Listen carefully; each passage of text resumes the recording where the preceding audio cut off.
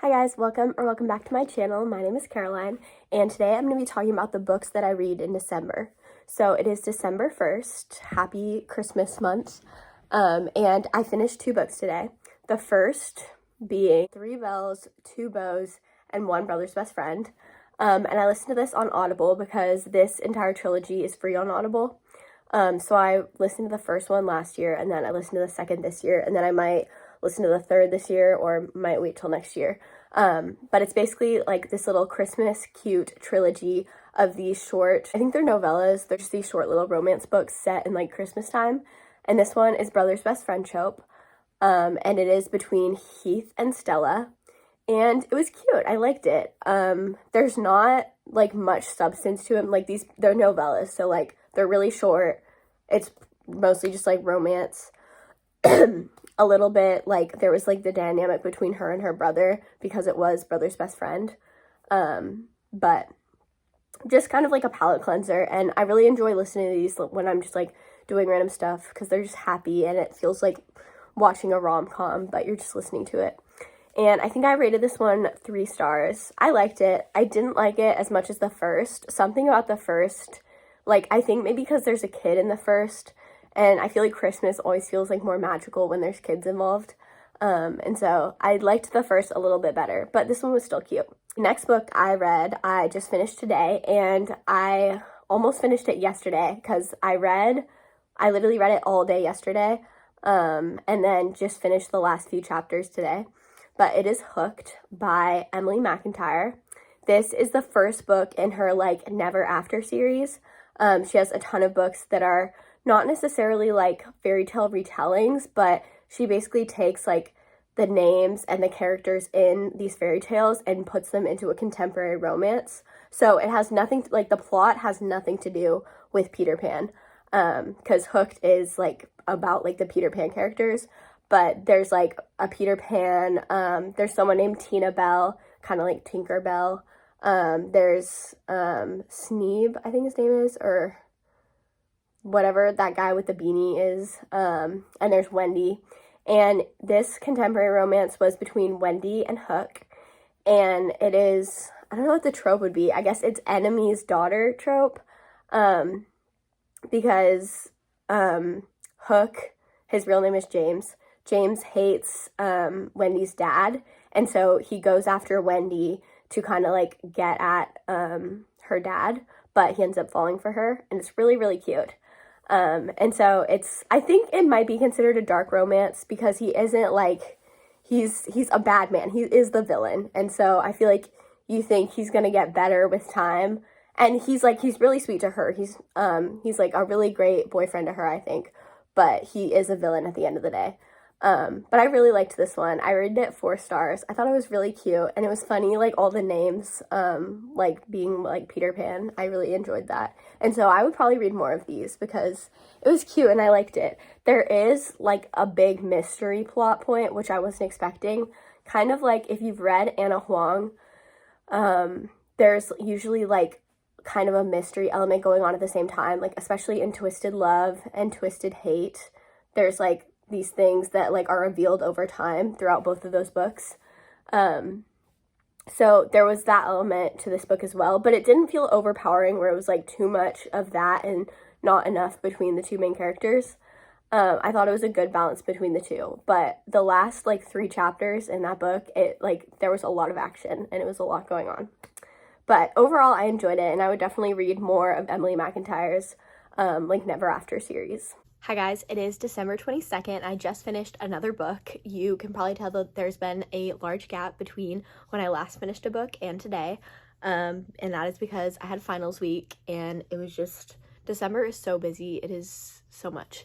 But I just finished Heartless Hunter on my Kindle. Heartless Hunter is a fantasy romance, and it follows Rune Winters, who is a witch, and she lives in this society where witches have been banned. They used to rule, but they had really bad like witch rulers, and so now witches are just killed and they're like purged. And so if you're a witch sympathizer, if you're found with a witch in your house, if you are a witch, you're killed.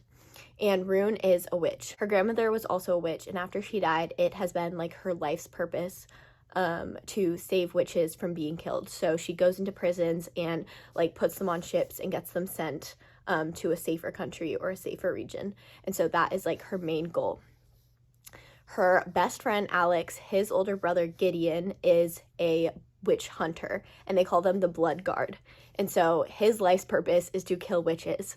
And she thinks it would be a good idea to start courting him in order to get closer to like the enemy, to, you know, like get intel on where witches are being hidden and like where they're putting them in prison. So it is enemies to lovers. It is kind of fake dating because it's like they're both courting each other to get something for themselves.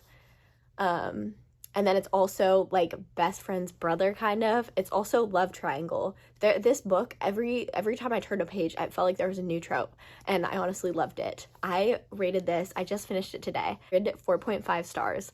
I really liked this. It started picking up, like, it never really got boring. I think I just got super busy, so I had to put it down and do other stuff. But, like, I never got bored while reading it. I always continued reading it and, like, read another chapter. And it was so good. And I'm so excited. I just looked, and it looks like the second book comes out, I think, February 18th. Correct me if I'm wrong. Called Rebel Witch. And I need to read it now. Like, I'm so excited. So I hope I remember how good this book is so that when it comes out, I read it immediately. Hi, guys. It is December 24th. It is also Christmas Eve. And I just finished Blood of My Monster by Rena Kent. Blood of My Monster is a dark romance between Sasha and Kirill, and Sasha has a really dark past, so she goes into the Russian military to try to avenge her family. She's like trying to find people that have to do with the murdering of like all her family members. So she basically pretends to be a man into the Russian military. It's all very Mulan. She cuts her hair, convinces everyone she's a man, and one of the captains there is Kirill. And that is kind of the plot. She meets him, and it's like a dark romance between them. But I think it's important going into it knowing that it is a trilogy, and it's a trilogy that isn't, I don't think it's like interconnected different couples. It's all this couple. So this is like a 3-book story of this one couple. I decided to rate it 3 stars. It wasn't bad, but it wasn't my favorite. I liked the characters. I thought the characters were cool. But I didn't like how it felt like the author knew. It felt like the author knew she was going to write 2 other books when she wrote the first one.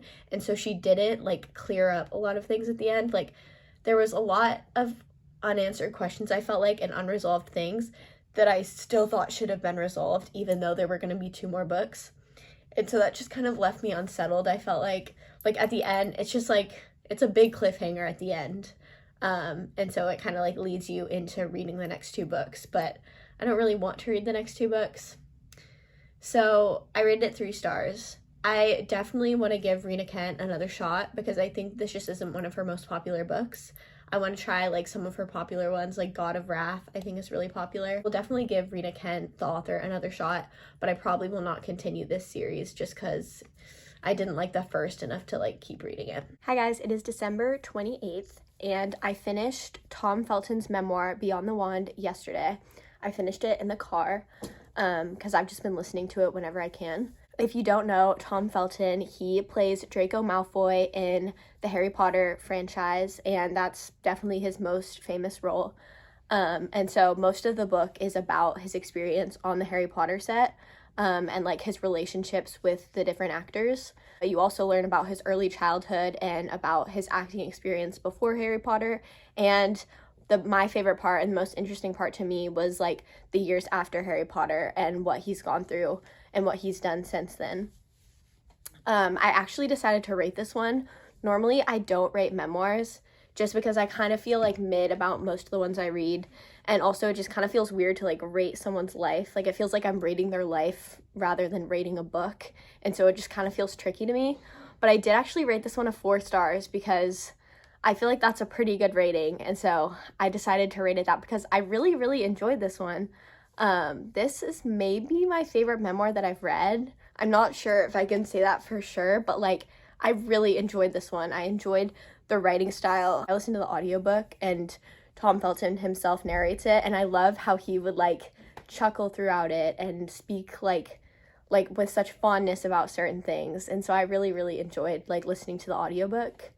And specifically I really loved like the last hour and a half, because he's really a really intellectual man, and he's clearly like learned so much growing up in the industry, and like there's so much self-reflection in this book, and I just really enjoyed it, and it just made me respect him so much. Like he clearly, like, he's such a thoughtful person and so observant about all of these things, and it gave me so much perspective on like the like things that happened on the Harry Potter set that like no one really knows about, or things, you know, that no one really talked about, and it was really good. Hi guys, it is December 29th, and yesterday night at like 11:30 p.m.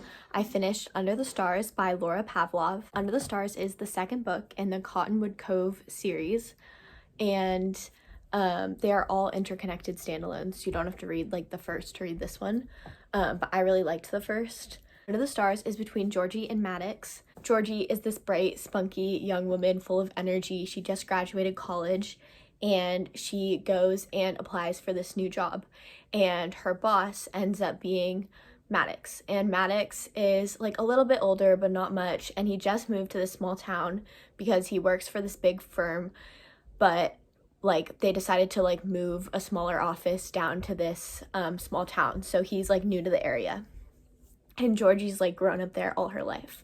And so it's a small town romance. It's kind of boss employer, but that's not like a big trope that they spend a lot of time talking about, I feel like. And I liked it. I rated it 3.5. So I didn't like it as much as the first book, which is Into the Tide, just because I think I liked the tropes better in the first book, but I still liked it. It was cute.